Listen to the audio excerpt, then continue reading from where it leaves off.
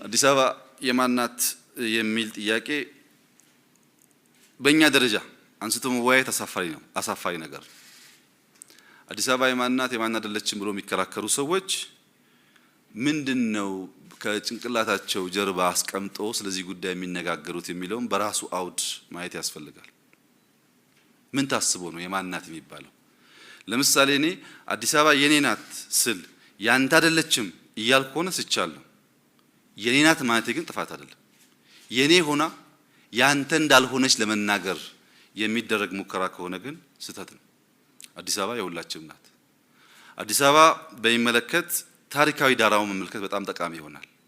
የፌዴራል ስርዓት ሲቋቋም አዲስ አበባ በኦሮሚያ ክልል እምብርት ውስጥ ስለምትገኝ በኦሮሚያው ጫፍ አዲስ አበባ የኦሮሚያ አካል መሆን አለባት የሚል ጠንካራ ጥያቄ አለ።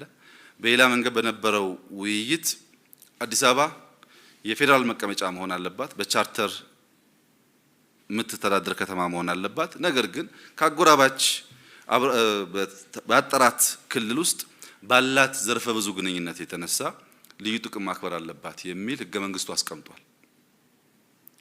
ይህም በሚመለከት የኢትዮጵያን ፖለቲካ አሁን ያለውን ሁኔታ በትክክለኛ አቅጣጫ እንዳይሄድ ባልባሌ ጉዳይ ጊዜ እንድናባክን የምንፈልግ ሰዎች ናቸው አጀንዳውን ኢንተርቴን የሚያደርጉት። ለአዲስ አበባዎች ይሄ አጀንዳ ሊሆን አይችልም። ለዚች ከተማ የሚያስፈልገው የሁሉ አቃፊ ተሸካሚ ስለሆነች በሚያስደንቅ ሁኔታ በኩራዝ የሚኖሩ ዜጎች ያሉባት ከተማም ጭምር ስለሆነች እቺን ከተማ እንዴት እንቀይራት ነው የኛ አጀንዳ መሆን ያለበት። ስለዚህ አዲስ አበባ የኤኬሌ ሳይሆን የሁሉም ኢትዮጵያዊ ልክ እንደማንኛውም ከተማ ተደርጎ መታሰብ በጣም መልካም ይሆናል። አዲስ አበባን መጥቀም ኦሮሚያን መጉዳት፣ ኦሮሚያን መጥቀም አዲስ አበባን መጉዳት እንዳይሆን ሆኖ እንዴት ሊሰራ ይገባዋል የሚለውን ጉዳይ ሁለቱ አስተዳደሮች በሰከነ መንገድ መምከር አለባቸው። አዲስ አበባም ሳይሳቀቅ ልማቱን ማቀጠል አለበት። እዛ አቅራቢያም ተጎዳን የሚሉ አርሶ አደሮች ተጠቃሚ መሆን አለባቸው። ይህም በሚመለከት አዲስ አበባ እና ኦሮሚያ ሲባል በአዲስ አበባ ውስጥ የኦሮሞ ልዩ መብት ማለት አድርጎ የሚያስቡ ሰዎች አሉ።